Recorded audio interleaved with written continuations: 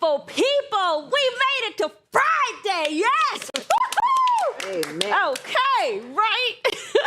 You're tuned in to an all-new episode of Point of View. Today, we're joined by confidence and dating coach Tasia XVS. Woo! Welcome to the show. Welcome. Coming up, whether you're single, whether you are dating, in a situationship, or married, we are dropping gems today, and we have a little something for everyone. Plus, later, we'll be back with Girlfriend's Guide and Unpopular Opinion. Okay, so pull up a seat and join the discussion. You're watching POV.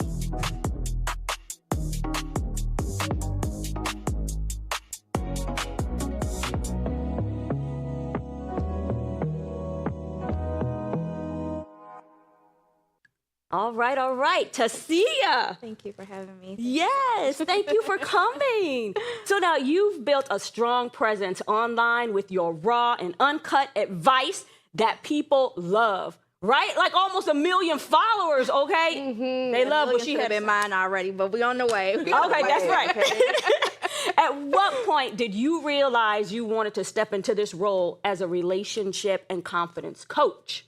You know, I really wish I had like some truly deep story about it, but I have always been talking about dating. I remember like Facebook reminded me 12 years ago, like a memory that I would put like to see as 5 tips for dating. So I've always been interested in psychology, the proximity of dating, like compatibility, and I would always talk about it online, and people would follow my stories of like the garbage man that used to work in New York, or the guy that I met by the true You've been a therapist. Yes, like I just would talk about it openly. And then unfortunately my mom passed away, and I had been in corporate America for a very long time. I had built businesses, I had a tech startup, and I said, look, life got to get real good down here. So you need to start doing what you want to do. And then I just started making videos in my car about dating, about men, about what you should do, what you shouldn't do. And it really just took off. I think it's more so my delivery. Okay. That really kind of brings the people in. But yeah, I just said I want to do what I want to do now. So yeah. Okay. Yeah. So that was definitely my question. I have been a secret part of your tribe. Oh, yes, following you thank for you. years. I love you. I love your raw advice. I would say that, you know, what makes me drawn to you is the relatable way that you debunk real life experiences that people go through all the time in relationships and just kind of sweep under the rug. So what do you think is that thing that like sets you apart? I think it's honestly, I think it's my delivery, and I think that people have like professionalized healing. And I'm from the everyday girl. I'm from the girl in the projects, in the hood, the girls that like, and I know this sounds like random, but like the ones that got 3-4 baby daddies, the ones that went through, the ones that got divorced and things like that. I think we have like really made therapy, coaching, and healing this like buttoned up thing. And I speak to the people that like I think people disregard, you know. And so I'm for like the everyday girl, and I think that I bring like a psychological component to it with humor and just like a everyday girl kind of delivery that I think encompasses probably any woman that been through something. I always say a man is a man. So if you date, look, we all have been through it. So yeah, I think that's what the draw Are is. you currently dating? Yeah. Okay. Always Like dating, or like always you like dating. focused on one, or like you dating? I feel like I'm getting warm. This is Okay. good. I feel like I'm getting warm, Okay. but I'm always a proponent of just dating a couple, 2-3 people so that you really know what you like. And I think that has really paid off. I always say how you practice is how you play. And I see this so much with women that they don't date enough people and they get invested in one person. That's me. And then they don't know how to resolve conflict. They don't know how to Stop even like reading me date right now. romantic, Let's be stop doing like, that. I mean, be feminine. It's so many things. Like you have to practice it to get good at it. And It's hard to date a lot of people at the same time. I don't want to remember 5 different people's favorite color and favorite fruit all the time. I don't want to do that. That's a lot. I truly understand, but I think it gives you like such a value add as a woman, and I think it's such a double standard, like, oh, like you're promiscuous or you're sleeping with all these people, and it really just gives you engagement and interaction to really know what you can get and what is possible. I've dated men, they'll open the door, they're gentlemen. Then I'll date a man that'll call me a Uber Black, that'll come around the car, tell me don't sit there, don't touch the door, and then he'll come around. I'm like, oh, bet, now I know what I can get. You get what I'm saying? Like, if you don't date enough people, you don't know the standard of what you can get, you know, what is available to you. And you start learning how you should be treated. Absolutely. They say comparison is a thief of joy, but you know, you really will understand how men court if you date enough people. If you don't, then you'll get tricked by the first person that come around that treats you better than the -2 man that you had before. I always say, if you come from a 2, a 4 look like a 10. That's right. You know, it's like you came from a 2, so you have to know what the standard is. So dating around is good. Yeah. I know my friend would say to me, you know, you need to date so you know how to talk to someone. Date so you know how to interact. Date, because that was never my thing either, to like date, you know, consecutively or with just people, you know, in general, make that a habit. But now I see what you're saying. And my mom would say that too, you know, you need to know. Now I understand a lot better. And we don't have any game. The amount of women that I tell to like the handkerchief theory, it's like, oh, well, no man is approaching me. You don't want the one that's going to approach you anyway. You want to pick the one that you want. So you proximity conversation, you get close enough to them and you start up something. Hey, is that bourbon or is that whiskey? What are you drinking on today? And the women freak out. I'm like, y'all ain't never had an auntie come tell y'all how to finesse these men. They're like, they don't truly know how to date. They don't know how to approach them. They don't know how to talk to them, and so that is actually the purpose, is to get a little skin under. You know, you're talking about approaching someone. You don't approach men. If I think he's cute and I like him, forget it. I can't approach him. Good luck. Oh, no. Those the wild hyenas, in the wild that come up to you. I feel like I'm looking for the reserved one, the one in the back of the classroom, the one that's like, you know, who paid that bill when it came out? You know? I don't want the one drinking the Ace of Spades. Who paid that bill when it came out? Now let me ask you this. Your tagline is, I teach women to control their emotions so their emotions don't control them. Now, what exactly does that mean to you? It just means that women have an emotional valve that men truly don't have. And if you spend it on everybody, you really won't have enough for yourself. It also means that, like, we as women, we overdump, like we'll overshare, we'll overinvest. And it's like, keep some for yourself, like keep your emotions in check. And you always say, you'll be the LeBron of this. When I teach women like how to truly ball out and have their desires met, and it looks different from everybody. Some people want a long-term relationship. Some people just want to have fun and not get played. I'm like, no matter what the scale is, if you really know how to control your men, cannot play women that have control of their emotions. I'm telling you, they don't know how to act. They truly don't understand women who have control. It's like, oh, I'm not looking for a relationship right now. Or I need a little time or space. I truly understand. Take all the time you need. I promise you that man will call you back. Oh, yeah. He'll be like, wait a minute, what? We don't care. It's just, that's just how it is. And so that's what I teach women, is like emotional control, so that they can really navigate dating from a place of empowerment. In other words, play the game, ladies. Play the game. Play the game. Play the game. I have 2 questions, but I'm gonna try to merge them into one. Yes. And so my first one is that I wanted to comment on what you said about, you know, dating multiple people, having options.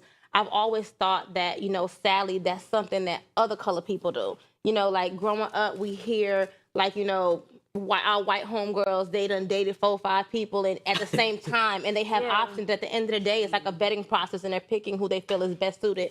Whereas sometimes, you know, in our community, it's like you meet somebody, you know, he is love bombing you, y'all in love tomorrow, moved in the next day. By the time you have his baby, you don't even know his last name, and you didn't realize you don't like him yet, you know? Right. So I think, one, that's crazy. I want to know, you know, my mind wants to know what is going to be that barrier breaker, you know, for us to really be able to feel safe and confident in dating multiple people.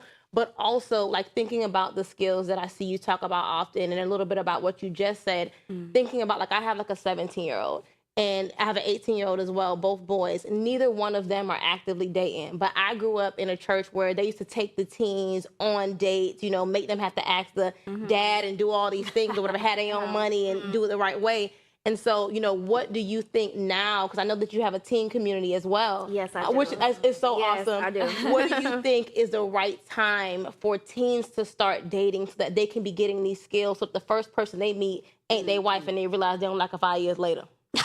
Actually realizing I have a 18-year-old goddaughter, and I have my niece just turned 15. My other goddaughters are younger, but it is starting early.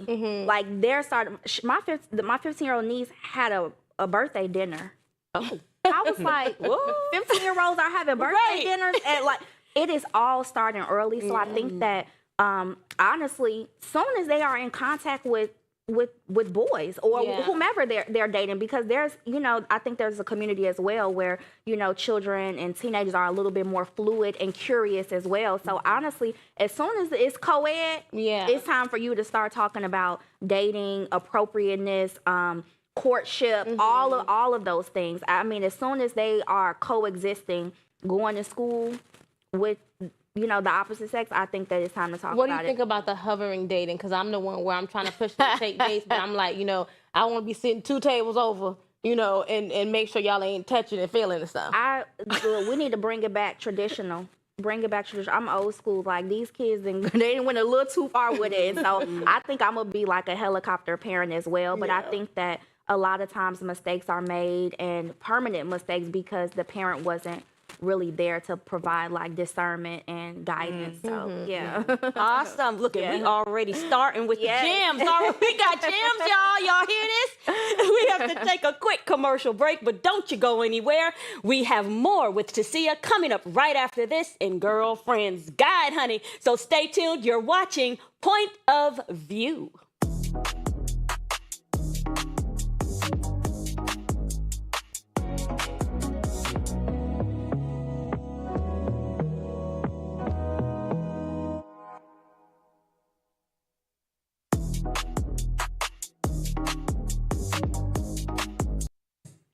Hey y'all, shout out to our viewers that are sticking with us on this quick commercial break on social media. We have a question for you guys at home, but we're going to answer it right here at the table. The question is, if you could get one redo in life, what moment are you going back to fix or relive? Where y'all at with it?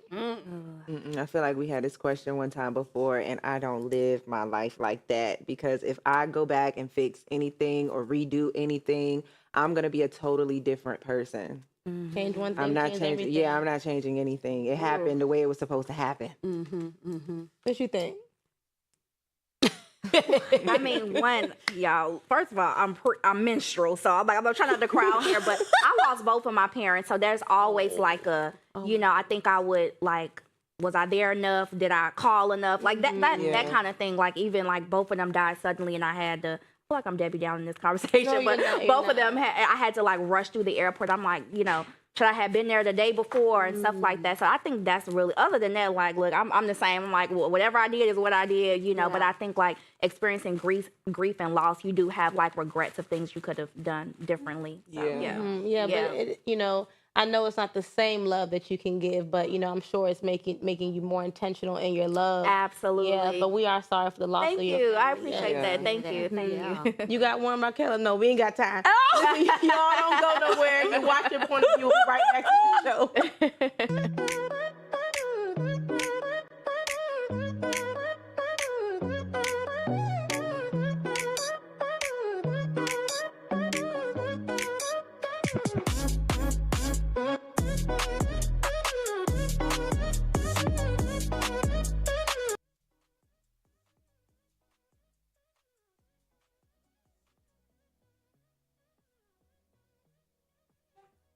Welcome back. We are still here with confidence and dating coach Tasia XVS. And now it's time to get into all things love, life, relationships, and everything in between, darling. Let's get into Girlfriend's Guide.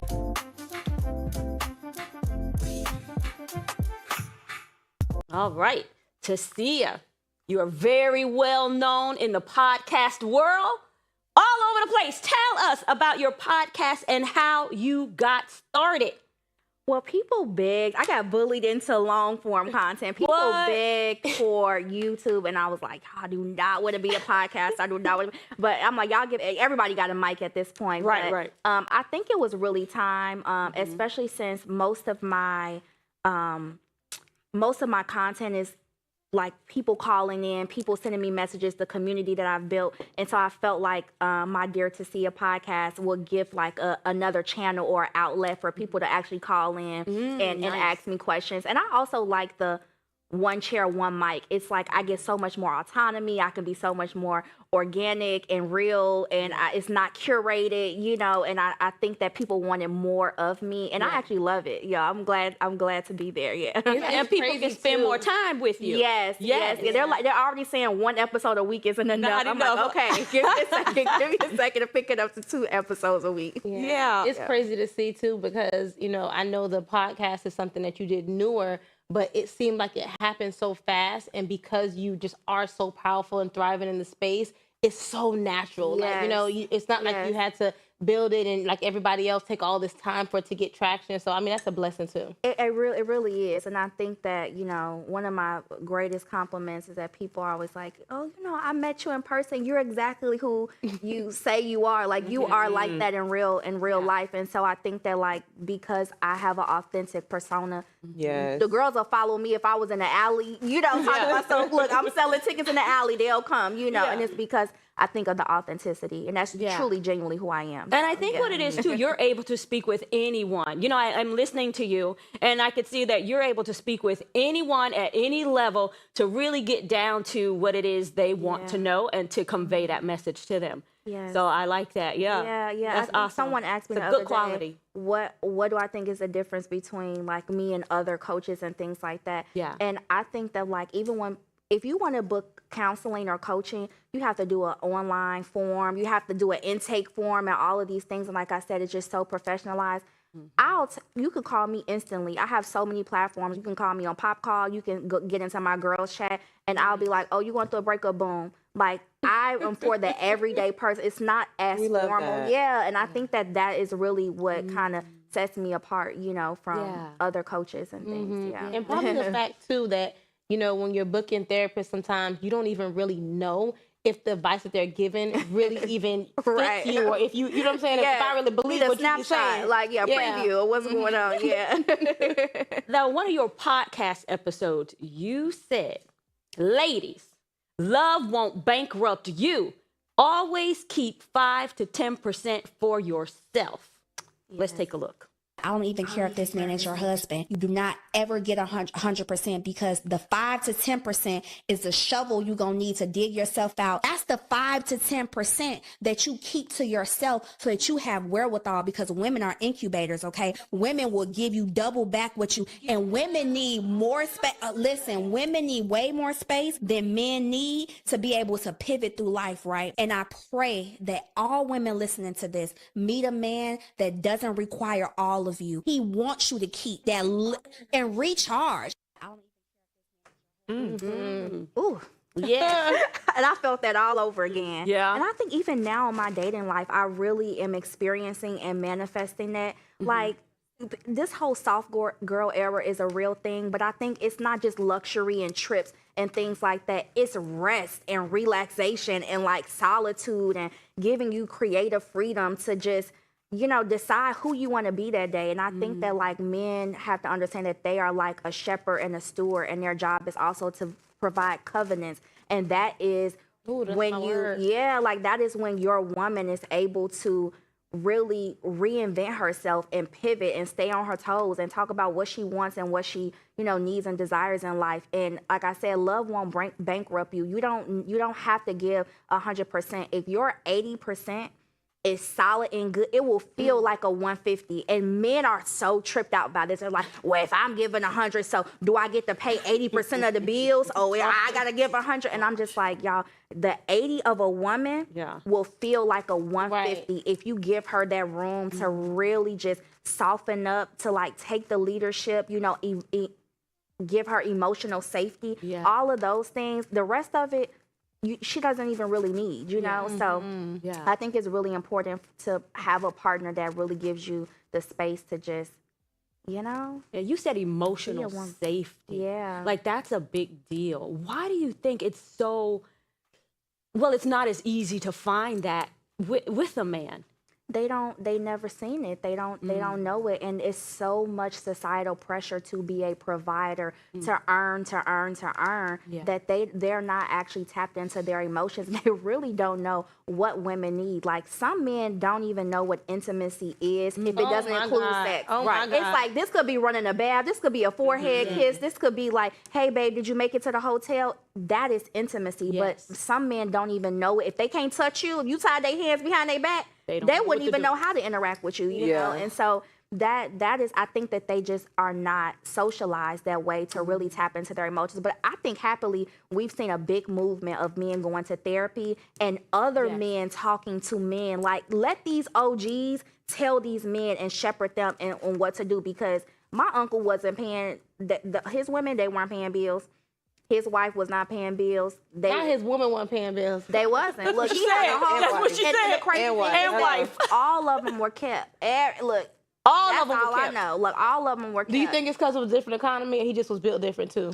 I think it just was an old school way. Yeah. You know, like I have another reel where I talked about like not letting men move in with you, and like I heard that. back in like my uncles, my father would never move in with a woman. This is some new school stuff. That's The new happening. school stuff. Yeah. Wow. I wonder, you know, when we think about keeping the 5 or 10%, you know, to yourself, just of yourself, you know, so often we hear women say in relationships they lost themselves and they're trying to find themselves. Have you ever had that time where you feel like I'm giving 100% and you have to remind yourself, I got to pull back a little bit, like, Yeah, and really the law of attraction. I think if you see it in so many different this is crazy, I'm not sure if y'all watching like these Love Island and Ready Yes, to girl. Love and all these different Yes, shows. girl. But it's just like there's a current show now where the girl was just like coming on too strong, and like he was like, you know, you just so emotional. I just felt these men love to chase you. They love. So I'm telling you, if you just keep that 5 to 10%,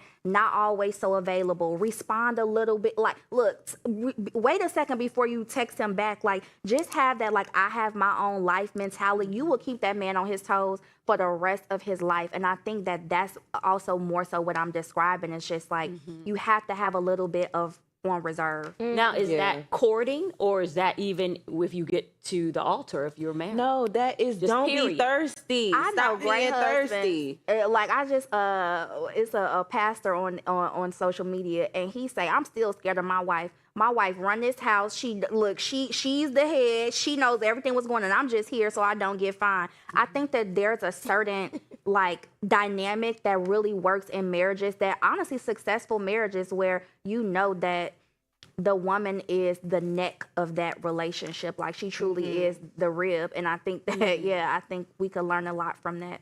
do you Yeah. think in relationships, and we ain't got a lot of time, so I'm trying to just get it in there.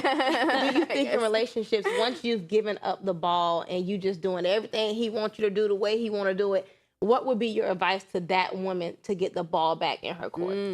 Oh my, it's so hard to get that ball back. I It's swear, boy. so hard to get the ball back, because now he already knows where you'll go. He already knows, like he has to have seen such tremendous value in you for you to pivot when you pull back like that. A lot of women, they even present the intimacy quicker, and then, you know, it's the first date a couple weeks in and he's already been in the bed with you, and then you try to pull back like, oh, we never been on a date before. Girl, he already done. Yeah, maybe it's He already already, he would have to have seen tremendous value with you in order for him to pivot to like not be intimate with you anymore and then continue to court you. So it's really just hard, which is why I'm on the internet screaming every day to women not to do these, not to do these things. It's really hard to get it back. Yeah. Yeah. You know, a lot of times, you know, we try to, you know, I don't want to say play the game, but you're trying to play the game, but yet you're going deeper and deeper into your emotions. How do you know when you've just gone too far and you've given too much? Well, I think you'll feel like you've compromised yourself. You know, like you will literally feel like you've sacrificed way too much. I think it'll turn you into a different version, and we all are gonna evolve. But when you feel like you'll know that you've gone too deep when you don't have the person's not reciprocating, and you feel literally like empty on the inside, and you'll work through stuff. Like, it's not to say that you're not gonna have conflict and trials and tribulations, but I think it's like you'll feel completely empty Don't on be the inside. delusional. Like, yeah, like you'll Like, feel don't be like, delusional. who am I? Like, I just gave up all of that for, you know, for no reason. And I feel like, again, it's not gonna feel like you're bankrupt. Yeah. Yeah. You know, a lot of women find themselves losing themselves in a relationship. What is your advice like that to prevent that? I know to save 10% for yourself, do all these things, but like, what can we just like get down to? I always say, look good, do good. Look good, I know do that's good. right. Look good, do good. I'm talking about go to nursing school. If you say you're gonna do it, do it. Lose that couple of pounds. Keep your hair done. Making sure that you're living a life that you feel fulfilled in, and like the men will follow. Men love a Yes. happy woman. They love a happy woman. So I love Wow. that. Thank you so much, Cecilia, for joining us. She came here dropping gems, y'all. That's a wrap for today's episode. But before we go, we want to leave you with this quote. Ignore the glass ceilings and keep building your own sky. Ava DuVernay. Thanks for hanging out with us on POV. Remember, you can catch us Monday through Friday only on Afro TV, y'all.